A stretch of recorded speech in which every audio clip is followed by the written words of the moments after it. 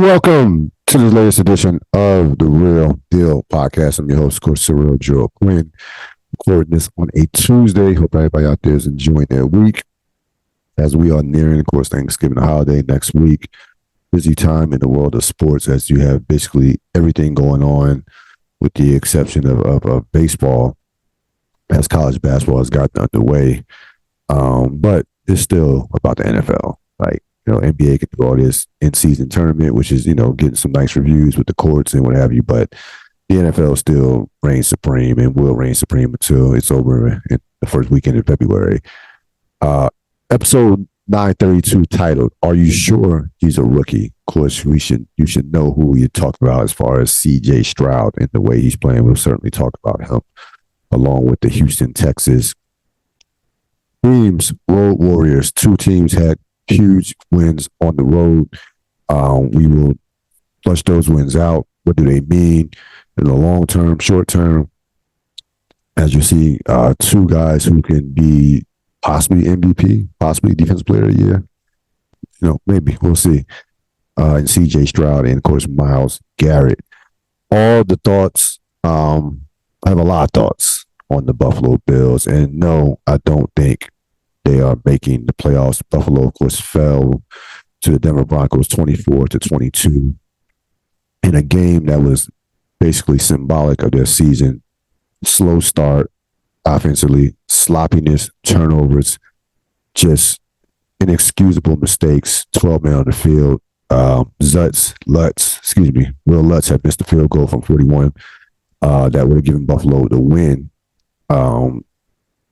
That would have given Buffalo the win had they not had 12 men on the field. Just a penalty that something that just can't happen, especially at your home stadium. And it's inexcusable even on the road. It's inexcusable, especially you're playing at home, especially when you are a veteran team like Buffalo. When you have been together for as long as they've been together, it's something that can't happen. McDermott, the coaches, of course, obviously are responsible for that. That's not on the players. That's strictly on the coaches in my eyes. But again, Buffalo, they are who they are at this point.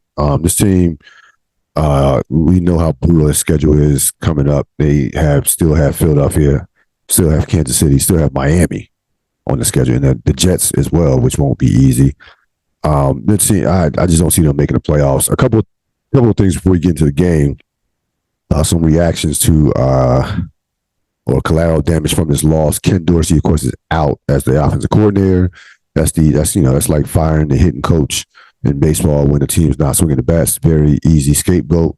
And James Cook, the running back, gets benched. Whoop-de-doo. Who cares from that standpoint? Again, Buffalo's problems have not changed. And we discussed this, and I repeatedly will continue to bring this up as far as the internal philosophical differences that they have within their organization, that their problems are internal. It goes beyond the personnel, it goes beyond the injuries. They have internal issues. And again, McDermott is going to be out of his job at the end of this year. I don't see any way that they're going to bring him back, to be honest with you. And they look like a team that just has lost hope. And you see teams that are struggling in all sports, and it gets to a point where it's not even about personnel. It gets to a point to where we're just waiting for the other shoe to drop. We're waiting for the turnover.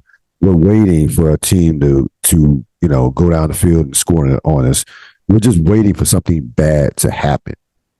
And when it gets to that point, you're done. You're cooked. It's not even about so much X's and O's. We can talk about talent, X's and O's. We can talk about all those things we like to talk about in the world of sports and especially professional football. But there's no belief with that team right now. They're not confident. They have zero confidence. Zero. Like they don't believe that they're going to win. They're hoping to win. They think they might win. But they don't, Buffalo used to walk into these games knowing, hey, we're going to win this game. We're going to kick this team's ass. That was the mentality for a couple years. And I started thinking about this as well with the Buffalo Bills. sometimes in sports, man, when you have a window, an opportunity to win a championship, and you don't take advantage of it, sometimes that window never reopens. I thought about a couple of years ago. You talk about the 21 playoffs, January of 2022. That classic epic game they had with Kansas City, 42-36 in overtime. One of the great playoff games in the last decade, 5 years, definitely the last 5 years, maybe in the last decade. It was that epic of a game with those two quarterbacks going up and down the field, especially the fourth quarter. Like that fourth quarter was the defenses didn't have a chance. And you watch that game, you watch Josh Allen, you're like, hey, this team, forget about winning one Super Bowl. This team's going to win multiple Super Bowls. Like, I mean, that's what I'm thinking about the Buffalo Bills. Like, Kansas City got them this year, but for the future, no, it's going to be about Buffalo. And they follow up that season 13-3, and then they go and get embarrassed by the Cincinnati Bengals at home in a playoff game, 27-10. And now they're in a position where they're going to not again. You have Josh Allen. We're not talking rebuilding, okay? We know how quickly things can turn in the NFL from season to season, but they're going to have to go through some cleansing internally within that organization to get things fixed, because that team is broken right now. They're broken mentally. They're broken physically. All around, that team is a broken team when you watch them play. Denver, I know Denver's playing harder. Denver finally realized that the 2023 season has started. Thank you, Denver, for taking basically the better part of 6 or 7 weeks to realize that the regular season started. Like, we're no longer in preseason, so good. That's good for Denver. But Denver, the Bills have 4 turnovers. Denver could barely do anything to take advantage of those turnovers. It's not like Denver was going up and down the field getting touchdowns off those turnovers of short fields. Like, no, Denver's not any good. There's no way Denver should be able to walk into your home stadium and beat you and beat you and beat you with that team. Even with that quarterback, I know Wilson's been okay. He hasn't been as good as the numbers, but his numbers haven't really been impactful. But Denver, you can't let Denver walk into your stadium and punch you in the mouth like that in a game that you absolutely, with the type of schedule that they have. This is a game that the Bills absolutely had to win for anybody who's going to take them serious in regards to making the playoffs. You have to win the game. Denver at home, that's a must win. In the conference, you're trying to fight for Miami for a division.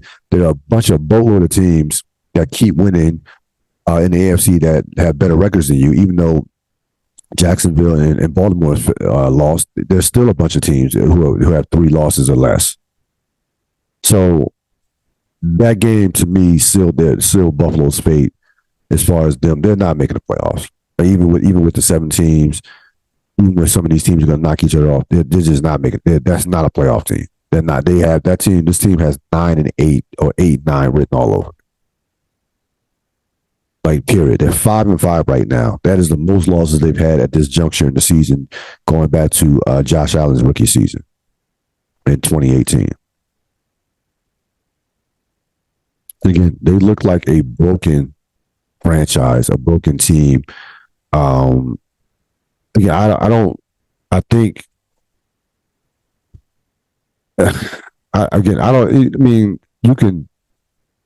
You can do these dramatic things like fire your offensive coordinator or bench a running back, but I don't really see any answers moving forward for this season in terms of what they can do to fix this. Again, listen, every NFL season has a bunch of twists and turns. So it's not out of the realms of possibility that it can be fixed. There's nothing in watching this team play football right now. There's nothing that tells me that they're capable from a mental standpoint, from a culture standpoint, from a mental toughness standpoint to fix this. Because remember, in the last Buffalo, the last 3 seasons have won 37 games. They've won a ton of games. They haven't dealt with a lot of crisis situations in terms of in the regular season. Like, not to this level. Even a couple of years ago when they were like 11-6, they were losing some close games, and it was like, all right, we're losing some close games, but we're right there. Or some of those losses weren't bad losses. Like they've had, I mean, you're talking about losing to the Jets with no Aaron Rodgers, and the theme is continuing. The themes are continuous with Buffalo. They get off to these. They offensively they look lost for a half. Most of the times, the Niners the first half. So to me, that's on the coaching. Like when you're not coming out the gate, seemingly like you're not mentally or physically ready to play. I put that on the coaches. To be honest with you.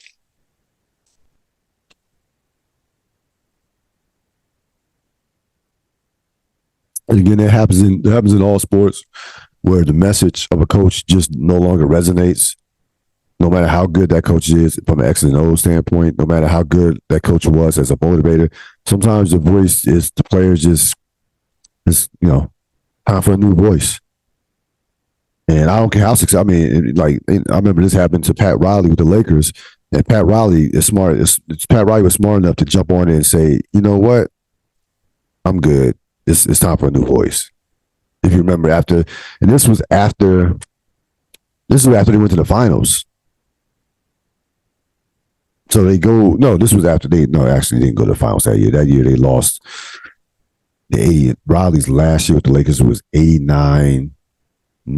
So they won a championship in 88. They lost in the finals in 89, and then they lost to Phoenix. Right? They lost to Phoenix like in an upset. Like Phoenix, Kevin Johnson played out of his mind, if you remember. And that Lakers team was loaded in 1990. Magic was at the top of his game. Worthy was still an all-star. They had Byron Scott was at the top of his game. So that team was one of the favorites to win the championship. And they got upset by Phoenix out of nowhere. I think it was in the second round.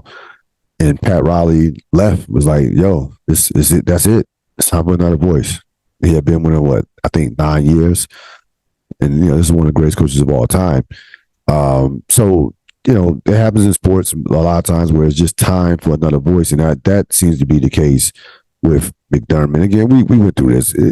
You can't have a guy they need an offensive guy if your best player is the quarterback, which he is, and Josh Allen. You need an offensive guy, period. And McDermott just isn't that dude. So, I mean, we've gone through this countless times on the podcast. But that is the bottom line. They're fine with the defense. Leslie Frazier will be back next year. They need to go the offensive route as far as who their next head coach is going to be. It was either one or two things: go the offensive route, or come up or get a dynamic offensive coordinator.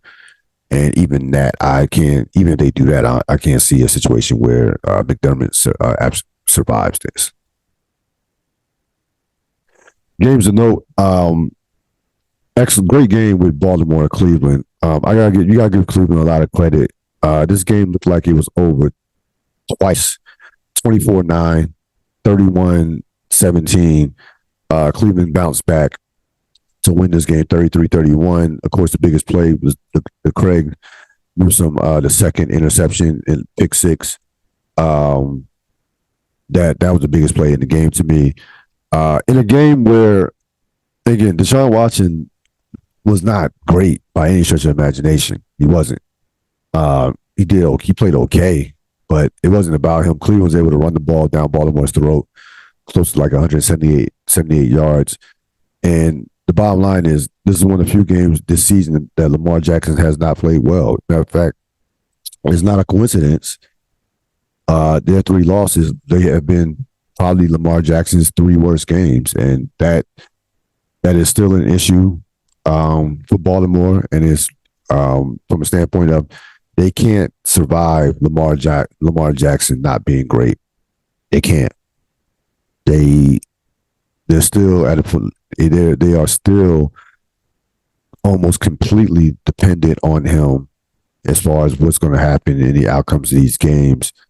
Now again, their defense didn't. I mean, for them, their defense had an off night. Had an off day, give up, if you minus the pick six, take away the pick six, they still gave up 24 points, which is a lot for their defense. But listen, your defense sometimes is going to have a game where they don't, they're going to have one of these games where they give up 24 to 30 points. you still you got to find a way to win games in different ways. You're not going to shut everybody down.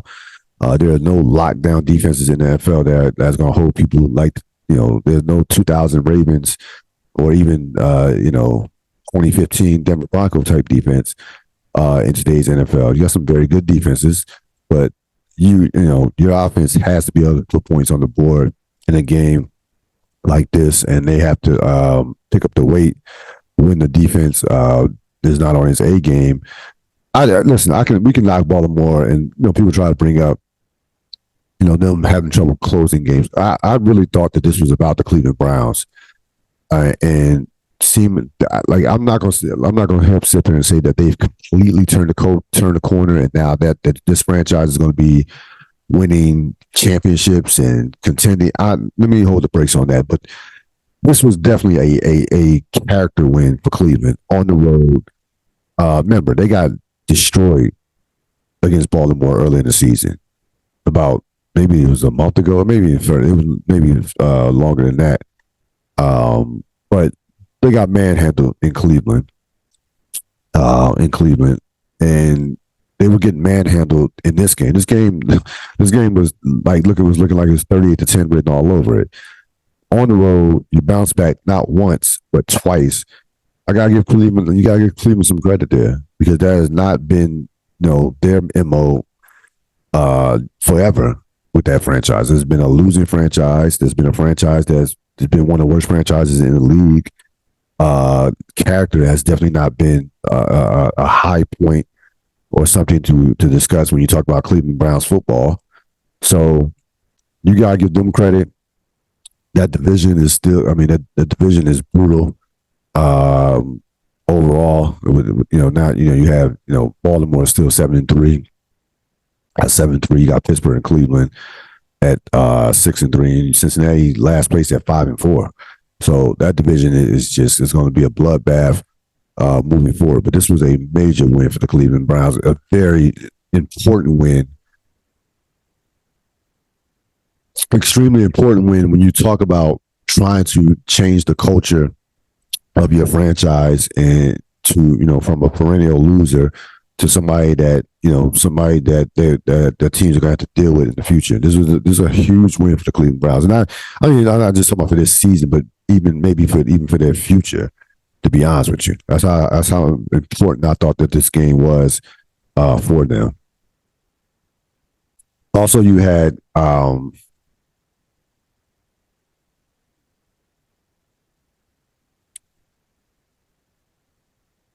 well, no, we'll go to the game of the week.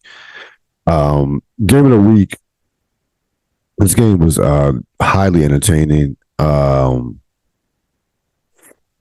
in so many ways. First, Houston's edges Cincinnati 27-24 on the road. And frankly, one of the more impressive wins of the NFL season that I've seen, to be honest with you.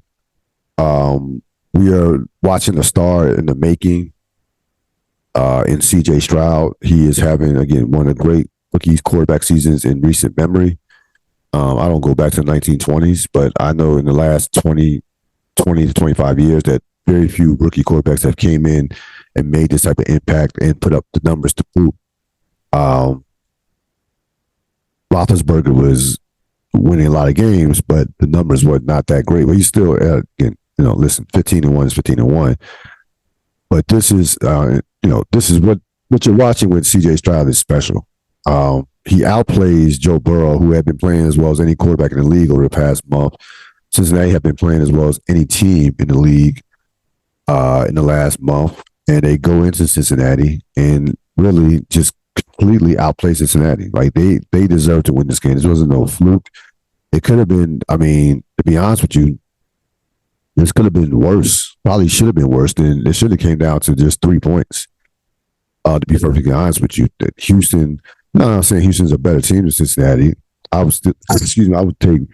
They played in the playoffs. I would pick Cincinnati because of their pedigree and how much playoff experience they've had in recent years and big game experience. But again, if you want to know why quarterbacks get paid what they pay, especially star quarterbacks, C.J. Stroud is a perfect is this the epitome and the example of why you pay a quarterback the amount of money that you pay him, because that one guy can galvanize an entire franchise, even a franchise that has been as poorly run with bad trades and just horrible, shitty culture. That one guy could change your fate in one season, just that quick. That's why you paid. That's why you pay them the money that you pay them. No questions asked. And again, this guy in one season has turned Houston from a laughingstock to someone that should make the rest of the league or the rest of the AFC nervous if they ever can be if they ever forget about being great at with personnel moves. If they were average, if they become average at drafting or average at free agency, they're going to be a problem because of this dude, especially for the next 3 years when he's still on this rookie contract. They don't have to become. They don't even have to be top tier as far as those categories. If they are average, if they are a functioning franchise, they're going to be a problem. Because this guy's that special. He made a throw that on a touchdown, they ended up getting called back. That I don't think maybe 3 or 4 quarterbacks in the league can make. Mahomes can make that throw. I think Josh Allen could make that throw. Burrow probably could make that throw. Justin Herbert could definitely make that throw. Maybe 4 quarterbacks. I'm not. Could Jalen Hurts make that throw? Not sure. Maybe Jalen Hurts could make that throw. His accuracy definitely has picked up, and he's over the last couple of years. But overall point, very few quarterbacks could make that throw he made on a touchdown that got called back. I don't see how the ball got through in such a small window, and where the receiver was still in bounds. So again, there are certain guys that just in that like Ronnie Lott came to the 49ers and immediately San Francisco went from average to a Super Bowl contender in 1 year. Like a player of that ilk in terms of impacting the energy, the skill, they can change the course of your franchise in one season. And this guy has done that without question. If you're Cincinnati, I wouldn't go too crazy about, I'm not going to say there's a bad loss because you ran into a great quarterback. Houston is playing well. But tough loss, tough way to end the winning streak in a loss at home. But I still believe in Cincinnati. I still think Cincinnati will make the playoffs. But this was one of the more impressive wins of the NFL season, and this wasn't even about Cincinnati. This was about Houston. Period. Point blank. As far as I've been hearing some talk about C.J. Stroud and his MVP chances. He's still the MVP odds are 30-1. 6 players are still ahead of him. Maybe 5 with Josh Allen's performance last night. I would venture to say that Allen would not be ahead of him after last night, but he may still be with Vegas. You never know.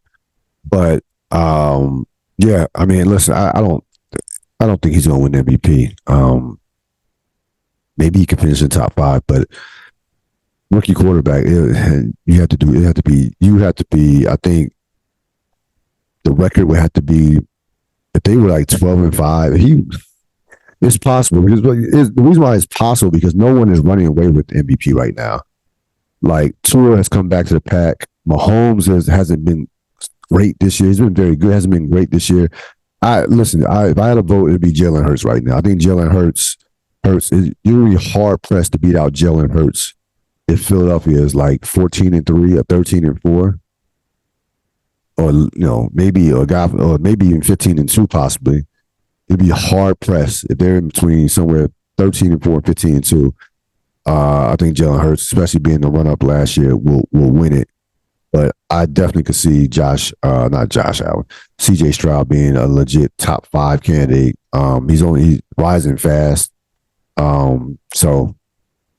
There's certainly something to keep your eye on. It's not out of the realms of possibility. It's certainly something that definitely can happen.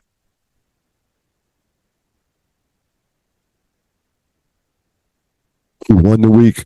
Houston Texans. There's no question that with that type of win in the conference on the road against one of the hottest teams, one of the hottest quarterbacks in the league coming into that game. The way they did it, they completely outplayed Cincinnati. He outplayed Joe Burrow by a lot. I know Joe Burrow has some moments, but he outplayed Joe Burrow to me clearly. And again, that was an absolute statement win and one of the best wins they've had in a long time in the regular season. We're going to deep dive the Georgia Bulldogs. We've talked some college football this year, but we haven't really talked a lot about a team that has won 27 straight games, and is trying to win their third straight championship. And really, I think we need to really put what they're doing in its proper perspective. So Georgia completely dominated Ole Miss in a game that was supposed to be a showdown game, and I'm so happy because I can't stand Lane Kiffin. I like, and especially, you can do your own research about what's going on with Ole Miss and what he did to that player and with that player and the mental health and all that. That is a disgusting story to even read about. And I frankly think Lane Kiffin should be fired. To be honest with you, if all that comes out and it was true, I think. And I mean, I heard the tape that the player had. So I actually think Lane Kiffin probably should be fired for that. But that's another story for another day. But so I've never been a Lane Kiffin fan myself. So I was more than pleased with this particular result. Georgia just showed you that, there are levels to this. They showed you that they are still, without question, the team to beat, not only SEC, but the team to beat in college football.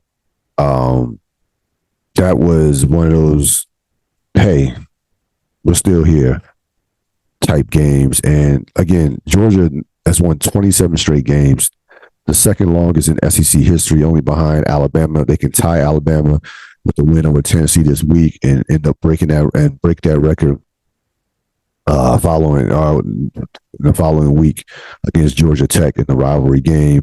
But now, again, no one's going to catch Oklahoma 47 straight from, I think, 53 to 57. That's uncatchable. But they get past, the 30s is not out of the realms without question. They, like, the longest streak in the last 30 years is Miami had a 34-game winning streak from 2000 to 2002.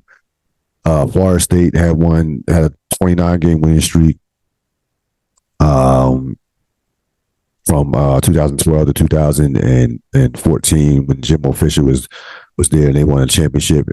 So that is they can definitely crack the top 5, top 10 winning streaks of all time. But to me, it's one of the most impressive winning streaks in recent memory because they're doing it in the SEC. Now, early in the season, we thought the SEC might be down. Alabama wasn't playing well. Teams were getting picked off. The Pac-12 was, everybody was talking about the Pac-12 and Deion and all this and all that. SEC is still the best conference. Alabama has picked it up and is going to, and that will be the acid test for Georgia. Like, if Georgia, again, I think Georgia loses a game, it's going to be, their next loss would be to Alabama. If they're going to lose a game, they still will make the playoffs if they go in the SEC championship undefeated. But the SEC is still the SEC. You still have some very good teams, Ole Miss, Tennessee. It's still the top conference in the country. Still the top conference in the country. So for them to do this in the SEC, 27 straight games, I just never thought that I would see it, to be honest with you. That streak that Alabama had was in 1979, 1980 Alabama team that won 28 straight games. Excuse me, that won 27 straight games because they won 28 straight games. They can tie it on Saturday against Tennessee. Again, they're doing this. And again, I know the quarterback has played well this year, but he's not projected to be a top quarterback, first round, can't miss project. Stetson Bennett, I don't think Stetson Bennett is Stetson Bennett even in the league in the NFL? He might have got drafted. I don't think he's on a roster. To do this without a dominant quarterback is, it's unheard of to win this many games. Now, the rest of the roster, we know they have Georgia is pumping out pro prospects you know, like hotcakes. That program right now is just, again, they've reached a level to where it is a very rare level, especially in 2023, to dominate college football like this, especially with everything with the transfer portal, with the NIL things, that all the things that that these coaches did not have to worry about in regards to not just straight recruiting. Now you're coaching, you have to, your job is that much tougher because you have to compete. It's just not about, these kids just don't care about traditions. They want to get paid and they want to be able to play right away. So Kirby Smart has made the adjustment, and unlike Dabo Swinney, and the team is being dominant. And until somebody beats them, they are the team to beat. Like I don't, I think it doesn't even matter to me what they're going to be ranked in the college football rankings. That team, until somebody beats them, they are absolutely the team to beat. And it seems to me that we could be headed towards a showdown, a part two between Georgia and Ohio State. Last year, it was one of the great college football games, like in the last 5 years. Ohio State certainly is kicking themselves that they probably should have won that game against Georgia in the playoff game, and they came up short, and then have to watch Georgia just totally embarrass TCU, put like 65 points on them. So we more than likely will be headed, could be headed towards a rematch with Ohio State, Georgia. Still a lot of things to be, a lot of football to be played. Ohio State still has Michigan. Georgia, of course, still has probably Alabama and a playoff game against maybe Florida State, somebody like that. But that team, the Georgia run is really a historic run, and one of the great runs that you will ever see in college football. And something, when someone does snap that winning streak, you won't see another winning streak like this. And we might go another 20, 30 years before we see a streak like this. The way college football, where college football is at, in the direction that college football is headed in, or seemingly already there. It's just not going to happen. Stock up, stock down. Stock up the Minnesota Vikings. Give them a lot of credit. Despite the fact that we lost Kirk Cousins, they still remain won games. They are going to. It looked like Detroit was going to run away with that game, run away with that division, but now the Lions are going to be in an absolute dogfight with the Vikings to win that division. Looking at the standings right now.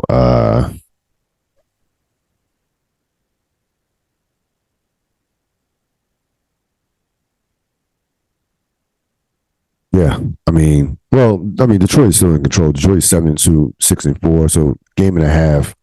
So Detroit is still in control of that division. But if they slip up, Minnesota's right there. But give Minnesota a lot of credit. They won 5 straight. They won 5 straight. You're talking about 1-4, lose your quarterback. Every reason to be possibly tanking for Caleb Williams. But they have gotten their shit together, play some good football. Now, again, they haven't beaten, they beat the 49ers. They beat the 49ers, so that I give them credit for that. But, Bears, Packers, Falcons, Saints.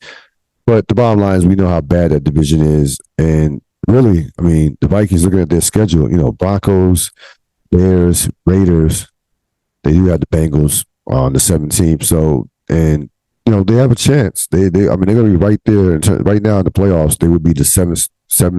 They would be there in 7th right now. They would be in the playoffs, and the teams that are behind them, New Orleans, Tampa Bay, Washington.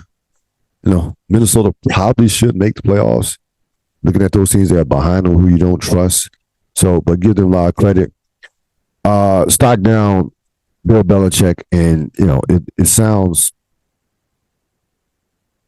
insane for me to say that a 6-time Super Bowl championship coach and one of the great coaches of all time, if not the greatest coach of all time. I still would have Lombardi, but in the modern era, definitely the greatest coach of this era, in the Super Bowl era, is Bill Belichick, without question. Putting him in stock down, but listen, New England has been one of the worst teams in the league.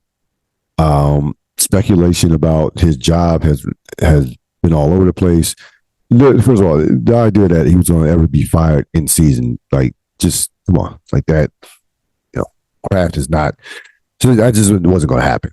Like, that's just not in a gazillion years would ever happen. But it seems to be it's gotten to a point to where one or two things is going to happen. They're going to either go to Bill, they're going to go to Belichick and say, "Hey, we understand we just like signed you to an extension prior to the season or prior to last season. You could coach this team, but you cannot do everything as far as personnel decisions, general manager, vice president, all that stuff, that the type of power that you have had over the last 20 years. Like that, we got to move away from that. So you can either keep coaching or you can just outright step down and we can go in a different direction and we can do the whole ceremony, Bill, all one of the greatest coaches of all time. We can celebrate you. We can make this a very smooth parting of ways. Or we can just outright fire you. Because I can see Robert Kraft, listen, you don't become a billionaire. You don't get to where Robert Kraft has gotten to without making tough decisions. And I don't think anyone would rip Robert Kraft coming off this type of season for outright firing Bill Belichick. Matter of fact, people probably would say you should have did it after last season, to be honest with you. And you would hear the Brady people say, "Well, we told you. It was all about Brady, not Belichick." Like, it was just ridiculous. But we're not talking about a Jerry Jones, Tom Landry situation here. If you remember, if you're old enough, remember when Jerry Jones bought the team, and he made a unpopular decision at the time, getting rid of Tom Landry. It was time for Tom Landry to go. By the way, his time was up. It was over and done, and nobody liked it. But it clearly was the right move because he brings in Jimmy Johnson. They win 3 Super Bowls in 4 years. This would not be the case if Kraft got rid of Bill Belichick. It wouldn't be. Like, no one. I don't think anyone, any New England fan with a third of a brain would say that this is a bad move for them to move on from Belichick. Listen, nothing lasts forever. Okay, nothing lasts forever. Like, he's been there, since '99 to that. Like, he's been there forever. Like, he's been there forever, and I still think Belichick can coach football.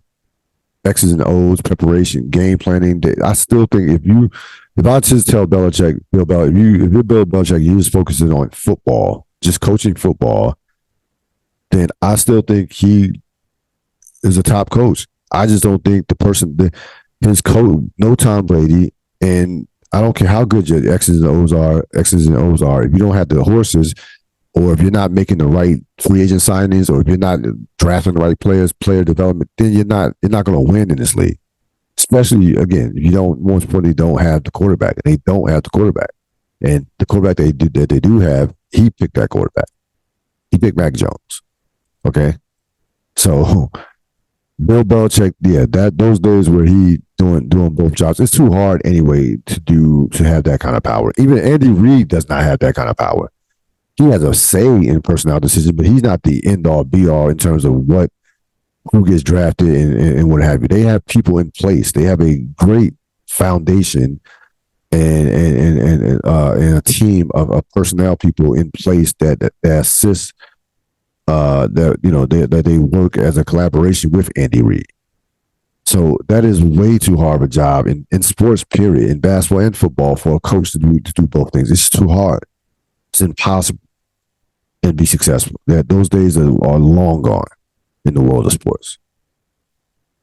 So it'll be interesting to see. Again, Robert Kraft to me is not the type of guy that is going to be sentimental and like say we're keeping Bill along and you're going to have complete power as you have in the past 20 years. No, I don't see that happening at all.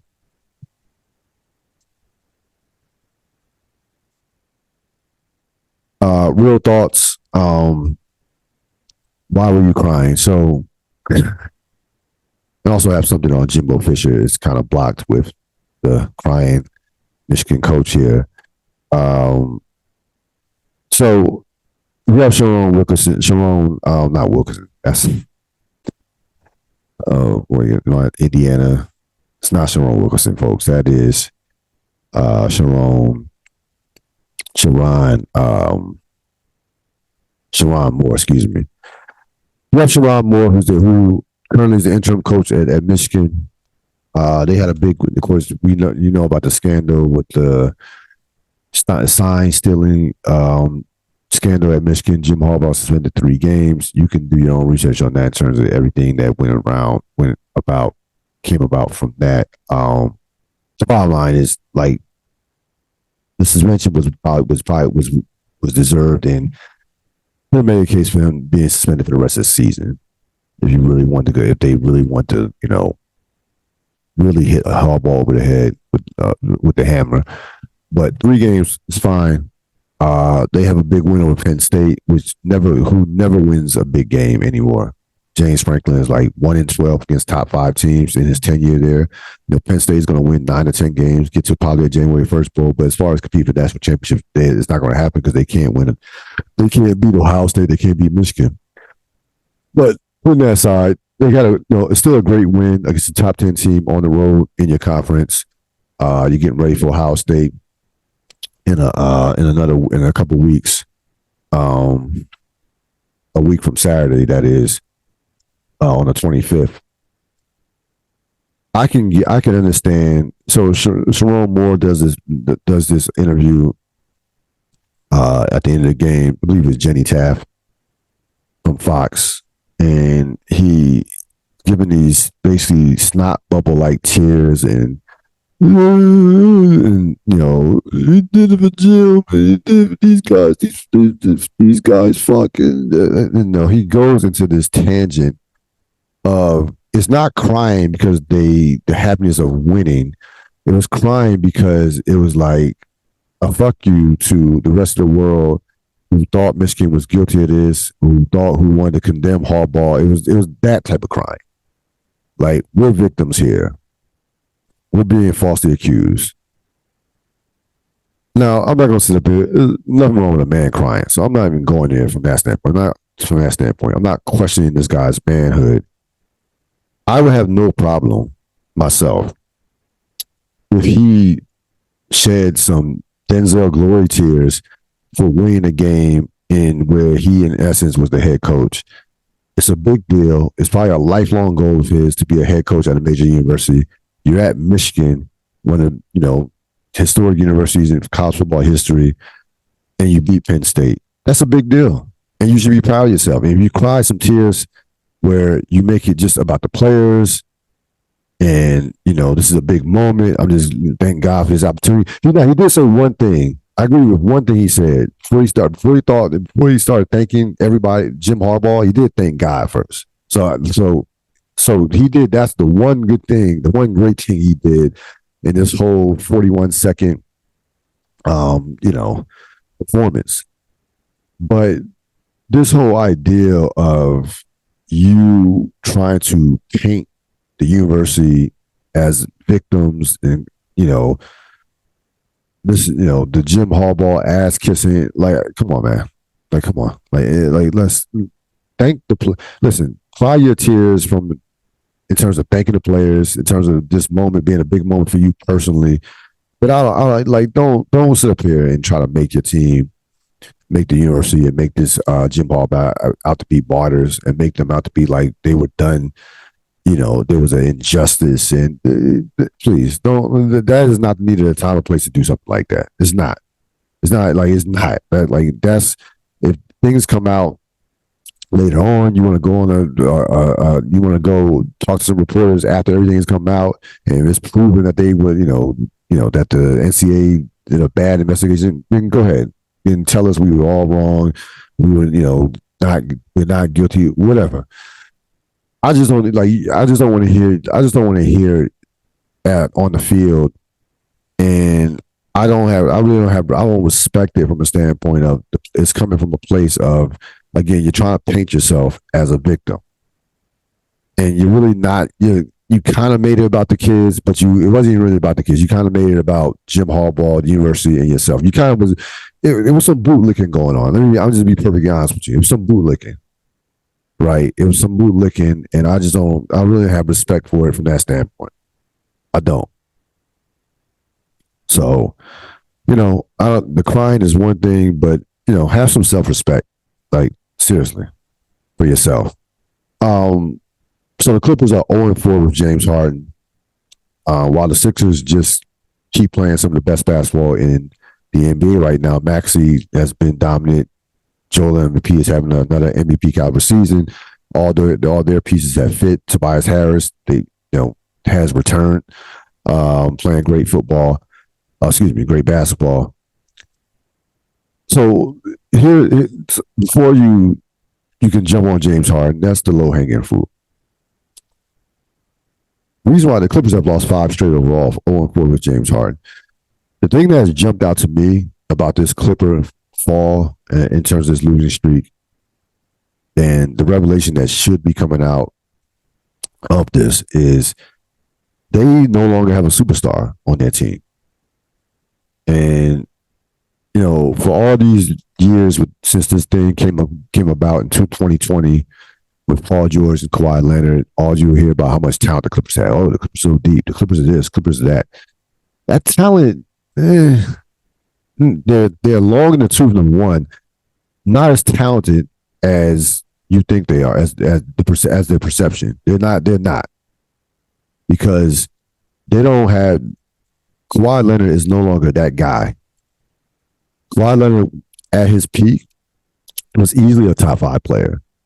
At his peak, at his apex, easily, and was in conversation for best player in the world in 2019. Matter of fact, you could have called him the best player in the world in 2019 when he led Toronto to the championship.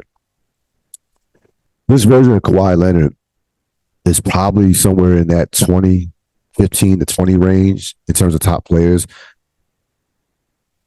I'm not sure he's even an all NBA caliber player right now. He's an all-star, and he's still putting up relatively quality numbers, 20 points, 21 points, pretty good splits in terms of, shooting percentage. He's going to make his free throws, solid defender. He's not close to being a defender he once was. But a superstar does not allow you to lose 5 straight games. And they're not losing to the cream of the crop here. You're losing to Brooklyn Nets, the Memphis Grizzlies. Okay, Knicks are pretty good. They're not great. Like, they've had some bad losses. And he's only played well in about 2 of those games. He was great against the Lakers in the first half, in the first 3 quarters, not so much in overtime and in the fourth quarter. But he has fallen. He's taken a step back. He's not, again, accumulation of injuries. He's not that old.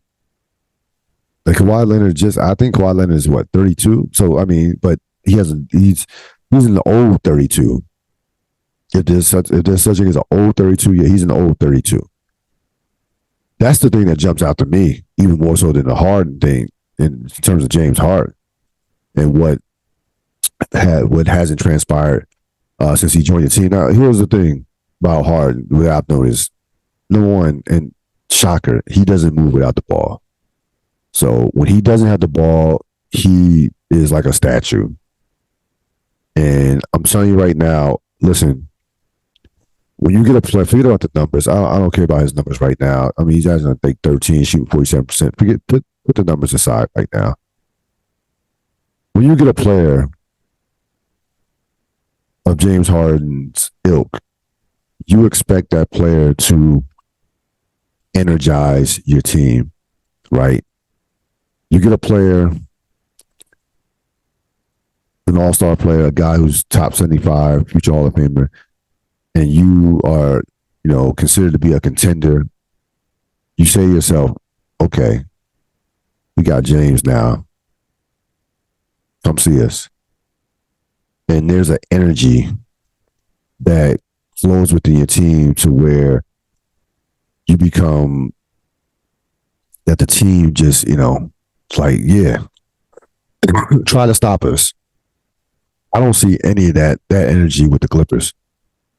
And listen, James Harden is a guy that does not give off great energy from a basketball standpoint. I don't know James Harden personally, but from a basketball standpoint, it's not uplifting. Like, he's not uplifting. He's not making other people better from that standpoint. Like, you're not going to see guys going out there playing for James Harden because he's inspiring them. It's just not going to happen. Like, I remember from way back when I first started playing basketball, my first organized year I played organized basketball. Shout out to Lanny Butler, Westport Recreation Center, Trenton, New Jersey. We had a good team. We had a solid team, I should say. We had an average to solid team. We had one good player on our team. One good player.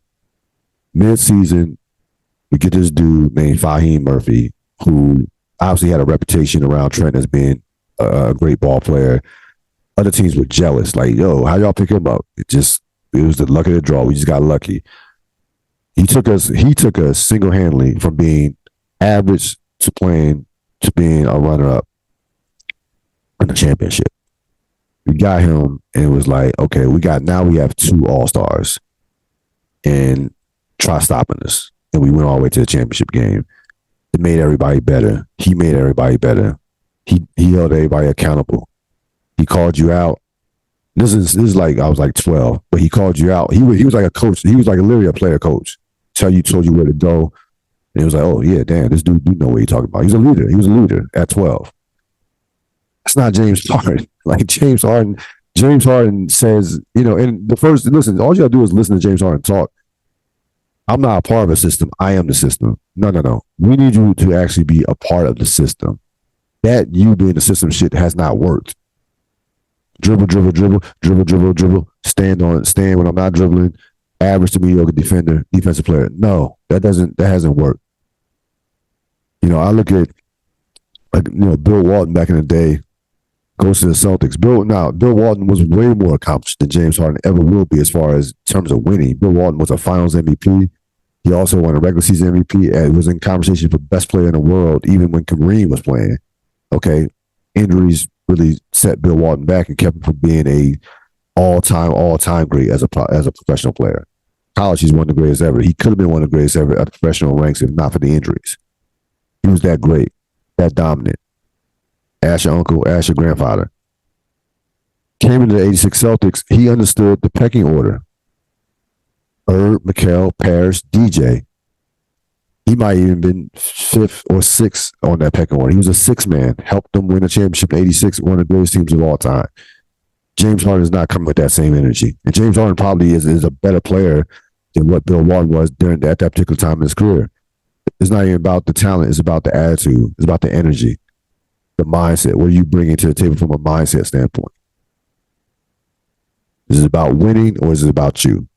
And again, none of this is, I'm not breaking any new ground when I'm saying with terms of what I'm saying about Harden. My biggest point I wanted to make about this was the Kawhi Leonard situation. Kawhi Leonard, of the aspect of Kawhi Leonard, is not what he once was. But listen, Harden is Harden. It's going to be hard. And the Clippers, the Clippers are like the Cowboys of the NBA, man. Like, something's bad going to happen. They're not going to finish the deal. The perception is always better than the perception is always outweighs the reality from that standpoint. Clipper fans get hype. No, it's not. This is not going to end well. I mean, the Dallas Mavericks, what Dallas did to them on Friday, Luka was toying with them, especially in that second quarter. I mean, toying with them.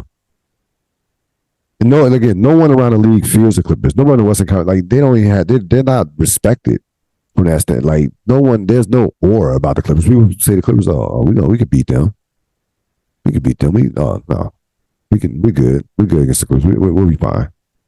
So, this thing will not end well for this franchise. Again, they're building that new arena, this new high tech kind of like Jerry's world of NBA arenas, and neither Kawhi Leonard or Paul George might not be there next year. But that's the story for another day. That's going to wrap it up for this latest edition of the Real Deal Podcast. This podcast will be out by tomorrow. Also, listen out for Snowfall, the next episode. I'll be putting that out later on this week. And next week might have a bonus podcast with a special guest. So stay tuned to that for that. Enjoy your evening. So long.